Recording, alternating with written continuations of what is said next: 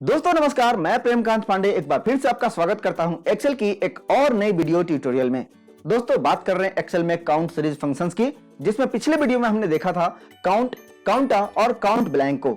इसी कड़ी में आगे बढ़ते हैं और आज दो और फंक्शंस को एक्सप्लोर करेंगे, इसके बेसिक फंडामेंटल्स को जानेंगे, इसके कंसेप्ट को, इसके आर्गुमेंट को समझेंगे। और ये दो फंक्शन है काउंट इफ और काउंट इफ्स। इस फंक्शन की जरूरत क्यों है, कहां यूज करना है, कैसे यूज करना है, इन सभी चीजों के बारे में जानेंगे। बने रहिए इस वीडियो के अंत तक।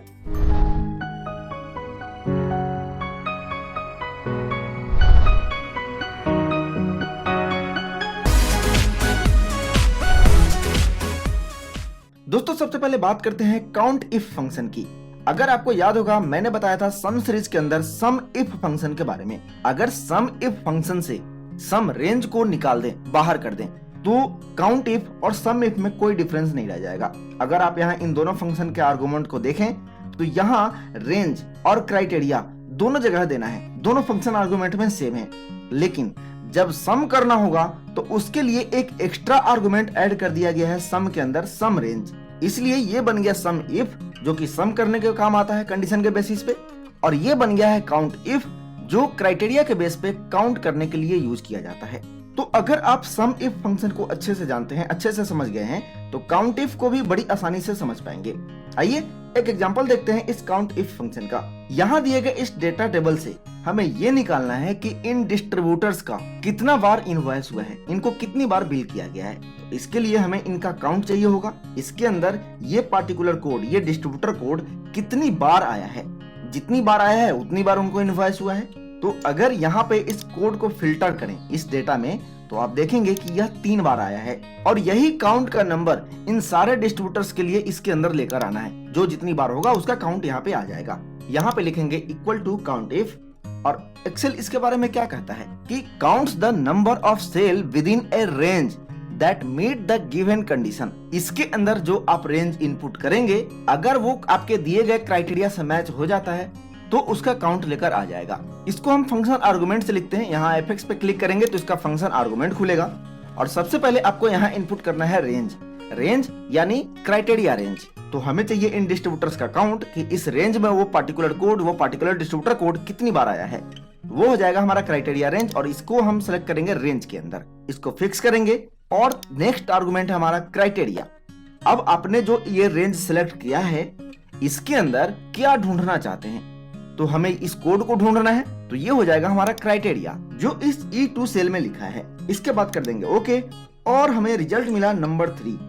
ये कोड इस पूरे रेंज में 3 टाइम्स आया हुआ है। अब इसी को नीचे ड्रैग कर दें तो हमें सारे डिस्ट्रीब्यूटर का ऑकरेंस पता चल जाएगा कि इस रेंज में कौन सा डिस्ट्रीब्यूटर कितनी बार आया है। ये एक बहुत ही बेसिक तरीका है काउंट इफ को यूज करने का।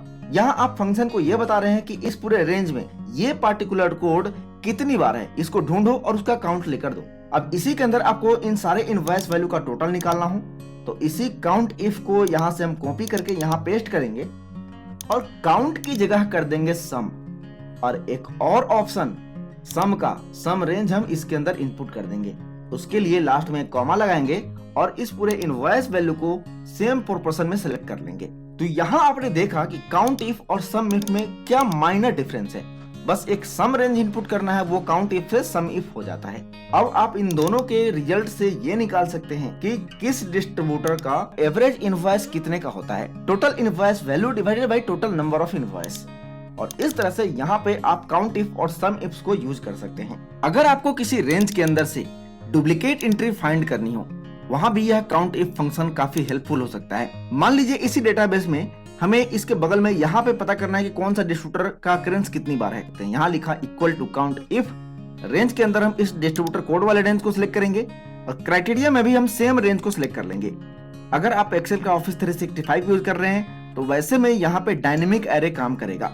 अदरवाइज आपको इंटर करने के बाद इसी फॉर्मूले को कॉपी करके नीचे तक पेस्ट करना पड़ेगा या ड्रैग करना पड़ेगा, और इस तरह से आप किसी भी डेटाबेस के अंदर डुप्लीकेट एंट्री को आइडेंटिफाई कर सकते हैं। जैसे मान लीजिए कहीं पे आप कोई डेटा एंट्री कर रहे हो और उसके अंदर से कोई डुप्लीकेट आइटम को हाईलाइट करना हो या आइडेंटिफाई करना हो, जैसे किसी कस्टमर का डेटाबेस ही ले लीजिए, वहां पे आपने कोई नंबर इनपुट किया कस्टमर का और वही नंबर किसी और कस्टमर के नाम पे भी इनपुट हो गया है, वैसे में यह काउंट इफ फंक्शन काफी हेल्पफुल हो सकता है। तो यहाँ मैं ये बताने की कोशिश कर रहा हूँ कि काउंट इफ फंक्शन का यूज ना सिर्फ रिकॉर्ड को काउंट करने के लिए बल्कि आप डुप्लीकेट रिकॉर्ड को फाइंड करने के लिए भी यूज कर सकते हैं। तो यहाँ मैंने बेसिक तरीका बताया काउंट इफ को यूज करने का। फिलहाल बढ़ते हैं नेक्स्ट फंक्शन के ऊपर जिसका नाम है काउंट इफ्स। लेकिन इससे पहले इसकी जरूरत क्यों है इसके बारे में जान लेते हैं। मान लीजिए आपको ये पता करना हो कि इस डेटा टेबल के अंदर इन डिस्ट्रीब्यूटर्स का 500 से कम वाला इनवॉइस का काउंट कितना है। यानी यहाँ पे दो क्राइटेरिया इन्वॉल्व हो गया, पहला ये डिस्ट्रीब्यूटर कोड और दूसरा इनवॉइस वैल्यू जो कि लेस देन 500 हो। ऐसे में यह काउंट इफ फंक्शन काम नहीं करेगा और मेरे हिसाब से इस काउंट इफ फंक्शन की जरूरत अब है ही नहीं, क्योंकि आपके पास एक कंडीशन हो या 127 कंडीशन हो, इसके लिए एक ही फंक्शन काफी है, काउंट इफ्स। इस फंक्शन के अंदर भी आपको क्राइटेरिया और रेंज देना है, लेकिन इसमें 127 कंडीशन के आधार पर किसी रिकॉर्ड का काउंट निकाल सकते हैं। यह फंक्शन भी बिल्कुल सम इफ्स की तरह ही काम करता है। अगर आपको काउंट करना है तो सिर्फ क्राइटेरिया देना है, अगर आपको सम भी करना है तो क्राइटेरिया के साथ साथ एक सम रेंज भी इंक्लूड कर देना है। जैसा कि आप यहाँ देख सकते हैं इन दोनों फंक्शन आर्गुमेंट में सभी चीजें कॉमन है, बस एक को छोड़कर, और वो है सम रेंज। बाकी कोई डिफरेंस नहीं है इन फंक्शंस में। आइए इसका एक एग्जांपल देखते हैं। यहाँ मैंने वही सेम टेबल लिया हुआ है और यहाँ से पहले निकालते हैं count of invoice in distributors का जो हमने काउंट इफ से निकाला था। यहाँ पे लिखा इक्वल टू काउंट इफ्स। अब मैं यहाँ आपको एक इंपॉर्टेंट टिप्स देना चाहूंगा। किसी भी फंक्शन को अगर अच्छे से समझना है तो आप उस फंक्शन के फंक्शन आर्गुमेंट में जाइए। इसके लिए या तो आप फंक्शन को यहाँ पे लिखिए, ब्रैकेट ओपन करिए और शॉर्टकट की कंट्रोल ए प्रेस कर दीजिए। दूसरा तरीका है यहाँ पे फंक्शन को लिखा, ब्रैकेट ओपन किया और यहाँ फॉर्मूला बार के बगल में fx पे क्लिक कर दीजिए। अब एक्सेल इस फंक्शन के बारे में क्या कहता है कि counts the number of cells specified by a given set of conditions और क्राइटेरिया। यह फंक्शन भी किसी भी सेल के अंदर दिए गए वैल्यू का काउंट ही करेगा कंडीशन के बेसिस पे, लेकिन इसके अंदर सेट्स ऑफ कंडीशन हो गए, यानी कंडीशन के सेट्स मल्टीपल कंडीशंस को इनपुट कर सकते हैं। तो यहाँ पे हमें काउंट करना है इस डिस्ट्रीब्यूटर का अकरेंस कि इस रेंज के अंदर कोई भी डिस्ट्रीब्यूटर कितनी बार है, कितनी बार उसको बिलिंग हुआ है। तो हम क्राइटेरिया रेंज 1 में इस डिस्ट्रीब्यूटर कोड वाले रेंज को सिलेक्ट करेंगे और क्राइटेरिया 1 में हो जाएगा ये डिस्ट्रीब्यूटर कोड जो E2 सेल में लिखा है। इसके बाद कर देंगे ओके और यहाँ पे हमें रिजल्ट मिला नंबर 3। अब इसको हम नीचे तक ड्रैग करते हैं तो उन सभी का रिजल्ट हमें काउंट इफ्स फंक्शन से मिल रहा है। तो ये हुआ सिंगल क्राइटेरिया वाला तरीका जिसे हमने काउंट इफ से भी किया था। अब इसी के अंदर एक और क्राइटेरिया इनपुट करते हैं। यहां से हमने इस फंक्शन को कॉपी किया और यहां पे पेस्ट कर दिया और यहाँ एपेक्स पे क्लिक करेंगे, इसके फंक्शन आर्गुमेंट में जाएंगे।